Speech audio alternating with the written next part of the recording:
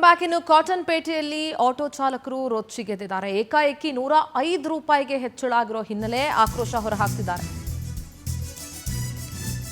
ನಿನ್ನೆ 80 ರೂಪಾಯಿ ಇದ್ದಂಥ ಆಟೋ ಗ್ಯಾಸ್ ರೇಟು ಇವತ್ತು 105 ರೂಪಾಯಿ ಆಗಿದೆ.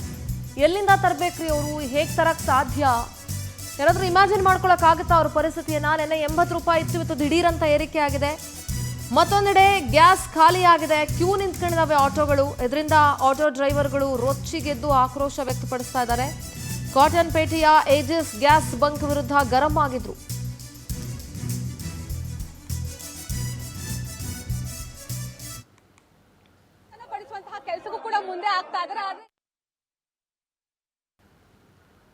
ನಮ್ಮ ಪ್ರತಿನಿಧಿ ಸುಷ್ಮಿತಾ ಆಟೋ ಚಾಲಕರ ಜೊತೆ ಮಾತುಕತೆ ನಡೆಸಿದ್ದಾರೆ. ಏನು ಹೇಳ್ಕೊಂಡ್ರು ಕೇಳಿಸ್ಕೊಳ್ಳಿ.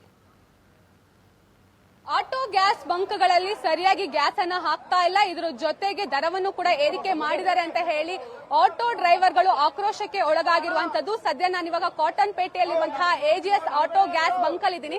ಇಲ್ಲೂ ಕೂಡ ನೀವು ಗಮನಿಸ್ತಾ ಇರಬಹುದು, ಸಾಲುಗಟ್ಟಿ ಆಟೋಗಳು ನಿಂತಿದೆ. ಹಾಗೆ ಆಟೋ ಡ್ರೈವರ್ಗಳು ಕೂಡ ಆಕ್ರೋಶನ ಹೊರ ಹಾಕ್ತಿದ್ದಾರೆ. ಯಾಕಂತ ಹೇಳಿದ್ರೆ ಯುದ್ಧದ ಪರಿಣಾಮವಾಗಿ ಸರಿಯಾಗಿ ಗ್ಯಾಸ್ಗಳು ಪೂರೈಕೆ ಆಗ್ತಾ ಇಲ್ಲ.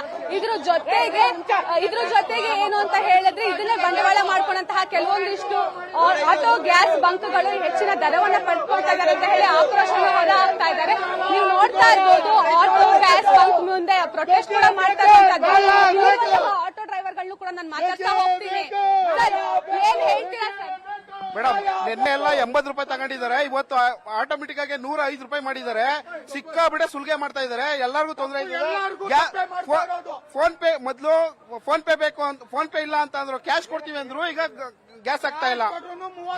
ಕ್ಯಾಶ್ ಕೊಡ್ತೀವಿ ಅಂದ್ರೂ ಕೊಡ್ತಾ ಇಲ್ಲ. ಮತ್ತೆ ಕಮಿಷನ್ ಸಿಕ್ಕಾಬಿಟ್ಟೆ. ನೆನ್ನೆ ಎಲ್ಲ 80 ರೂಪಾಯಿ, ಇವತ್ತು 105 ರೂಪಾಯಿ. ಆಟೋಮೆಟಿಕ್ ಆಗಿ ಜಾಸ್ತಿ ರೇಂಜ್ ಮಾಡ್ಕೊಳ್ತಿದ್ದಾರೆ. ಸರ್ಕಾರ ಹೇಳಾಯ್ತಾ? ಸರ್ಕಾರ ಹೇಳಿದ್ಯಾ ಜಾಸ್ತಿ ಮಾಡಿ ಅಂತ? ಸಿಕ್ಕಾಬಿಟ್ಟೆ ಸುಲಿಗೆ ಮಾಡಿದ್ದಾರೆ. ಸರ್ಕಾರ ಏನ್ ಮಾಡ್ತಾ ಇದೆ? ಇನ್ನ ಸಚಿವರು ಏನ್ ಮಾಡ್ತಾ ಇದ್ದಾರೆ? ನಾವು ಆರ್ಡರ್ ಏನ್ ಮಾಡೋಣ? ಇಷ್ಟೊಂದು ರೇಟ್ ಆಗಿದೆ, ನಮ್ಗೇನ್ ರೇಟ್ ಮಾಡಿಲ್ಲ. 36 ರೂಪಾಯಿ ಓಡಿಸ್ತಾ ಇದೀವಿ ನಾವು, ಜಾಸ್ತಿ ಕೇಳ್ತಾ ಏನಿಲ್ಲ. ಗ್ಯಾಸ್ ಎಲ್ಲೂ ಸಿಗ್ತಾನೆ ಇಲ್ವಲ್ಲ, ಹೆಂಗ್ ಜೀವನ ಮಾಡೋದು? ಈಗ ಸರ್ಕಾರ ಏನ್ ಮಾಡ್ತಾ ಇದಾರೆ? 105 ರೂಪಾಯಿ ಮಾಡಿ ಹೆಂಗೆ ಹೇಳಿ? 77 ರೂಪಾಯಿ 74 ಪೈಸೆ ಇತ್ತು ನಿಮ್ ನೆನ್ನೆ. ಇವತ್ತು ನೋಡೋ 105 ರೂಪಾಯಿ ಮಾಡೋರೆ. ನಾವ್ ಹೆಂಗೆ ಜೀವನ ಮಾಡಕ್? ಪ್ಯಾಸೆಂಜರ್ ಸಿಕ್ಕಲ್ಲ. ಪ್ಯಾಸೆಂಜರ್ ಅಲ್ಲಿ ಏನ್ ಮಾಡ್ತಾರೆ? ಸುಮಾರು ಒಂದು 2 ಕಿಲೋಮೀಟರ್ ಐತೆ. ಇದಕ್ಕೇನು ತೊಂದರೆ ಇಲ್ಲ. ಕಂಟ್ರೋಲ್ ಮಾಡ್ಕೊಳ್ಳಿ. ಅವರು 2 ರೂಪಾಯಿ 20 ರೂಪಾಯಿ ಎಕ್ಸ್ಟ್ರಾ ತಗೊಂಡ್ರೆ ಕಂಟ್ರೋಲ್ ಮಾಡ್ಕೊಳ್ಳಿ. ಯಾರು ಬಿಟ್ಕೊಳ್ಳಿ ಆಗಿಲ್ಲ ಅವ್ರಿಗೆ, ಮ್ಯಾನೇಜರ್ಗೆ 25 ರೂಪಾಯಿ ಇತ್ತು, ಇವಾಗ 105 ರೂಪಾಯಿ. ಮಾತು ಬಂದ್ ಮಾಡ್ತಾವ್. ನಾವು ಕೇಳ್ಕೊಳ್ತಾ ಇದೀವಿ, ಅವ್ನು ಬಿಡ್ತಾ ಇಲ್ಲ. ಆಟೋ ಡ್ರೈವರ್ ಆಕ್ರೋಶ ಎಷ್ಟು ಮಟ್ಟಿಗೆ ಇದೆ ಅಂತ ಹೇಳಿ, ನಿನ್ನೆ 80 ರೂಪಾಯಿ 70 ರೂಪಾಯಿಗೆ ಹಾಕ್ತಾ ಇದ್ದಂತಹ ಗ್ಯಾಸ್ ನ ಇವತ್ತು ಏಕಾಏಕಿ 105 ರೂಪಾಯಿಗೆ ಏರಿಕೆ ಮಾಡಿದ್ದಾರೆ.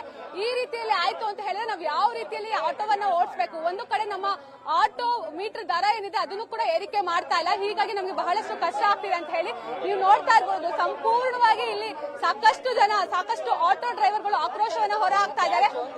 ಪೊಲೀಸರು ಕೂಡ ಆ ಒಂದು ಆಟೋ ಡ್ರೈವರ್ಗಳನ್ನ ಸಮಾಧಾನ ಪಡಿಸುವಂತಹ ಕೆಲಸಕ್ಕೂ ಕೂಡ ಮುಂದೆ ಆಗ್ತಾ ಇದ್ದಾರೆ. ಆದ್ರೆ ಇಲ್ಲಿ ಎಲ್ಲಾ ಆಟೋ ಡ್ರೈವರ್ಗಳ ಆಕ್ರೋಶದ ಕಟ್ಟೆ ಏನಿದೆ ಅದು ಒಡೆದಿದೆ.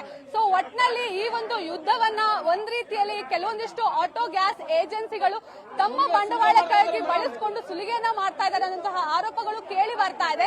ಹೀಗಾಗಿ ಸರ್ಕಾರವೂ ಕೂಡ ಇದ್ರ ಬಗ್ಗೆ ಗಮನವನ್ನ ಹರಿಸಬೇಕಾಗುತ್ತೆ. ಜೊತೆಗೆ ಎಲ್ಲರೂ ಕೂಡ ಯಾವ ರೀತಿಯಲ್ಲಿ ಯಾರೆಲ್ಲ ಆಟೋ ಏಜೆನ್ಸಿಗಳು ಈ ರೀತಿಯಲ್ಲಿ ದುಪ್ಪಟ್ಟು ಹಣವನ್ನ ವಸೂಲಿ ಮಾಡ್ತಾ ಇದ್ದಾರೆ ಅವ್ರ ಮೇಲೆ ಕ್ರಮವನ್ನು ಕೂಡ ಕೈಗೊಳ್ಳಬೇಕಾಗುತ್ತೆ. ಕ್ಯಾಮರಾ ಪರ್ಸನ್ ರಮೇಶ್ ಜೊತೆ ಸುಷ್ಮಿತಾ ಪೂಜಾರಿ, ಪವರ್ ಟಿವಿ, ಬೆಂಗಳೂರು.